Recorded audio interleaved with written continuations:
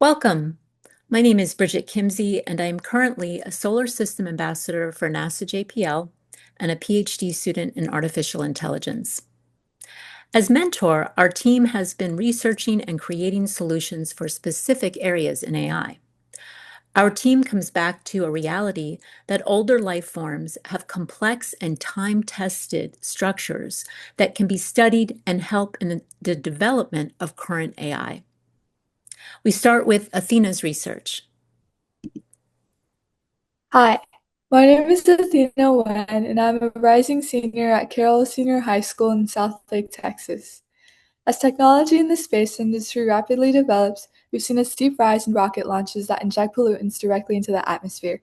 The type and intensity of these emissions depend on a variety of factors, including the rocket's fuel type, the altitude of emissions, and the weather conditions during the launch. Next slide. So to address these concerns, my project LIFT is a model that will lower the overall environmental impact by searching for better launch locations and times for a specific launch. The model inputs launch data to generate 4 scores. So the warming risk score evaluates how much the rocket contributes to climate warming. It accounts for whether the rocket plume traps versus reflects heat and how long the plume will persist. The ozone depletion score takes into account chemicals like chlorine and NOx that destroy the ozone layer. The feasibility score measures how practical the launch site and time is. And finally, the uncertainty score accounts for times exact vehicle emission factors need to be estimated. So the 4 scores are weighted with environmental risk weighted the heaviest to create an average score as shown in the table. The model uses a score to search for another launch site with an overall lower score. This final row you see, distance and time deviation, measures how far the new launch site and time differs from the original site.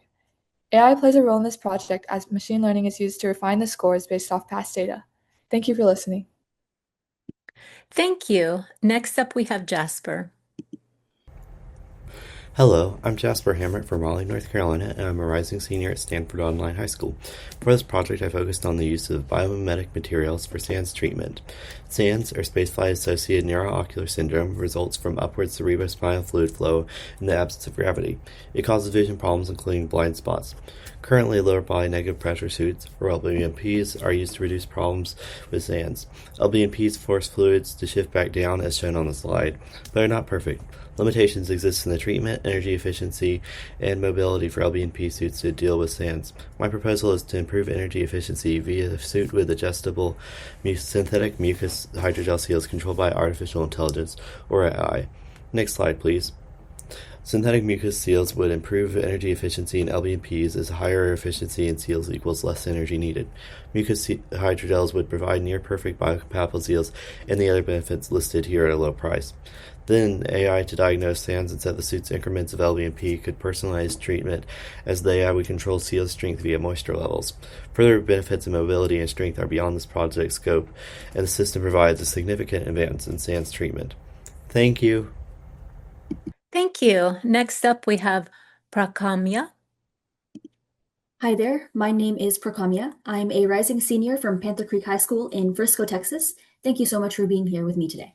Here's the problem. CubeSats are small, standardized satellites that are incredibly important for research in space, especially for biological and computational research. Because these materials are sensitive, internal thermal management is crucial, but because of the vacuum of space and other constraints, it is incredibly difficult. One viable way to manage the heat is by having tubes of static PCM in the satellite chassis conduct heat to a radiator, which releases the heat to space. While this solution is incredibly promising, it is limited by the thermal absorption efficiency of the PCM and the layout design. Next slide, please. In order to address these problems, we can use the principles of biomimetic design combined with AI. By basing the layout off of vascular structures found in nature, like in trees or veins, we can see great efficiency gains, and by optimizing these designs using genetic algorithms, a type of AI, we can further increase thermal absorption efficiency. Previous literature optimizing PCM-based thermal energy storage tanks using these principles have yielded absorption efficiency gains of 80% compared to 40% from traditional design. Next slide, please. To investigate this further, I created a 2D mock-up of this solution. By genetically optimizing an initial vascular structure, we can increase surface area by 240%, increasing heat absorption. Future work should focus on translating this technology to 3D and integrating it with industry tools. By advancing AI with biomimetic principles, we can improve science in space and build a better future for all. Thank you. Thank you. Next up, we have Victoria. Hello, I'm Victoria Datlow, a rising junior at Pembroke High School in Connecticut. Today, I'm presenting my research, applying Dragonfly Vision to bypass spacecraft latency. Currently, deep space communication delays force spaceships to make split-second survival decisions entirely alone. Additionally, traditional processors are simply too slow to handle those urgent risks. This led me to ask, how can we use biomimicry to design a lighter and faster autopilot? Dragonflies track targets instantly without a heavy brain because their eyes use a specialized acute zone connected to a 16-cell tracking network. My research focuses on the Anax parthenope breed. While most dragonflies shift from red to blue light vision as they age, gene duplication allows this specific breed to see red and blue light simultaneously to hunt across changing environments. To mimic this, I propose a single camera on the ship's nose made of YBCO quantum metal, which utilizes the freezing cold of space to activate. As seen in the drawing to the left, the camera is split vertically into 8 sensor zones per side, mirroring the insect's dual neural pathways. It uses blue filters in open space to spot faint rocks and switches to red filters at touchdown to see through blinding landing dust. AI tracks this data simultaneously, proposing instant steering directions. In the future, additional research and testing are imperative in this field to enhance the safety of space travel. Thank you for your time. Thank you. Next up, we have Alex. Hi everyone, my name is Alex Du, and I'm a rising senior from North Allegheny High School. Right now, there are free-flying robots on the space station like NASA's Astrobees, and the plan is for AI vision models to be their eyes. But those AI models learn everything they know from Earth videos, so I asked, what happens to a VLM's reasoning without gravity? Next slide, please. AI vision models have Earth physics baked in. For example, things fall down, and down is always the same direction. In orbit, all of those are false, and there's almost no space video to retrain them. The danger is an AI that trusts its Earth instincts over what a camera actually shows. But here's the trap. You can't just prove that by showing it strange space footage, because maybe it fails only because the footage looks unfamiliar, not because of gravity. Next slide, please. So I built GravBench using procedural generation, a program that builds 3D scenes automatically so every scene comes with the exact ground truth built in. Each scene is rendered twice, once with gravity where everything falls and lands together, and once in 0G where the same objects drift apart. Both clips look equally strange, so any difference in the AI's answers is caused by gravity, and since gravity is a parameter, any gravity level can be generated, such as the moon or Mars. Next slide, please. And for my first informal test, I asked the VLM the same questions about both clips that are gravity blind. On the Earth clips, it scored 65%. On the identical 0G clips, 5%. And its mistakes sound like Earth. For example, it called drifting objects a falling stack. And although it's a handful of scenes, not a benchmark, it shows promising signs for what I'm building. Future work will be hundreds of generated pairs, different G values, and validation against real space station footage. Thank you for listening. Thank you. Next up, we have Shreya. Hi, my name is Shreya Batula, and I'm a rising junior at North Creek High School in Washington State. On deep space missions, prolonged isolation and high cognitive load gradually degrade crew performance. Traditional AI relies on sentiment analysis, but highly trained astronauts typically maintain a professional, clinical tone even under psychological stress. Project Canopy moves beyond what astronauts say and instead focuses entirely on how the communication system between astronauts behave. To do this, it draws inspiration from an unexpected source, the Amazon rainforest. It adapts the mathematical framework used to detect early warning signals in the Amazon rainforest to identify crew stress before performance begins to decline. To evaluate this approach, I simulated a 60-day mission. A major stressor is introduced on day 40. In the top graph, the crew resilience index drops from the green stable zone into the critical red zone. The bottom graph tracks lag 1 autocorrelation, showing a sharp spike before the collapse. It represents critical slowing down, demonstrating how the crew gradually loses its behavioral resilience. Next slide, please. Now, let's take a look at how Canopy works. The 5-tier Canopy architecture transforms astronaut communication into resilience metrics, enabling the early detection of communication strain and supporting interventions before performance is affected. Tier 1 collects raw communication data. Tier 2 extracts behavioral features. Tier 3 applies a resilience model to detect structural patterns. Tier 4 generates a crew resilience index score, and finally, Tier 5 provides mission support recommendations. Project Canopy successfully transforms simple communication metadata into an operational early warning system, predicting team burnout before it can lead to mission failure. Thank you.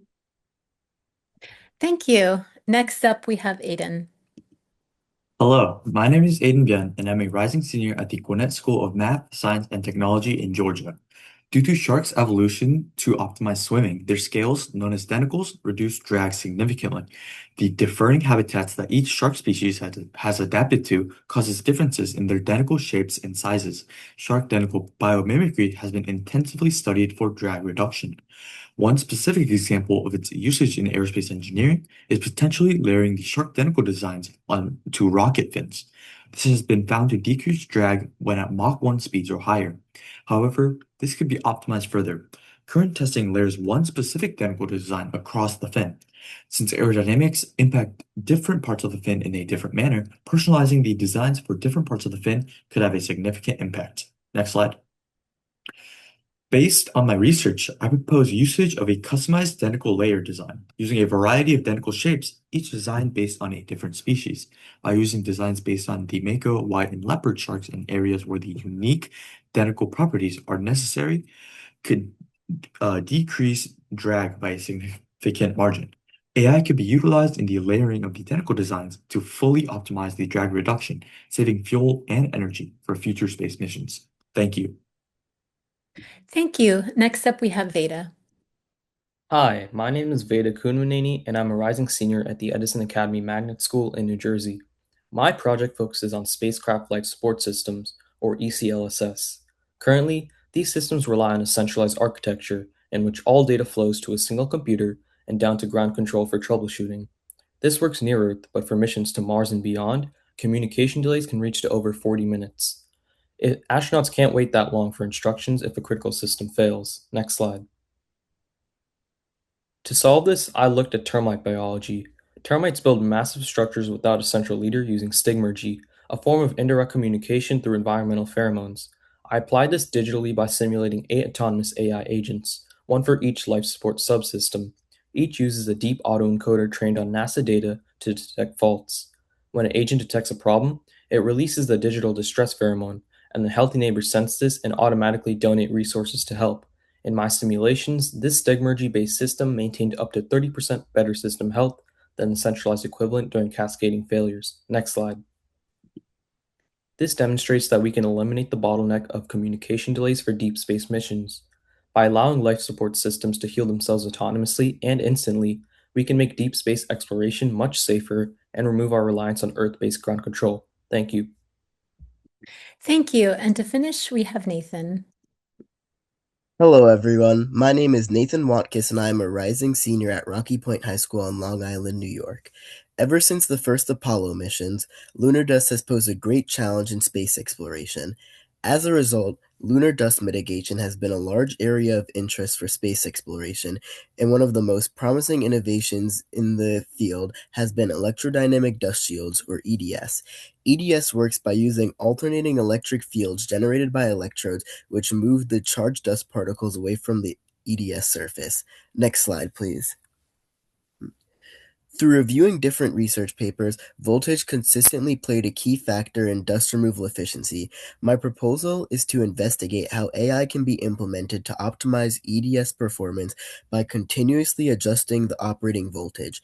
Furthermore, instead of one system, each region of the spacesuit, such as the visor, joints, and boots, would have their own specialized EDS. Each individualized EDS would adapt to local conditions, balancing dust removal efficiency and power while also taking into account the mechanical requirements of the spacesuit in a specific region. Although little data has been collected in real lunar environments and EDS have been tested on a much smaller scale, the data gathered from research papers simulates lunar conditions quite accurately, and I believe will have promising scalability in the future. Thank you. Thank you. And now we say to NASA, NASA C, CSR, mentors and students, we say thank you. Thank you. Thank you so Thank much, you. everyone. Thank you.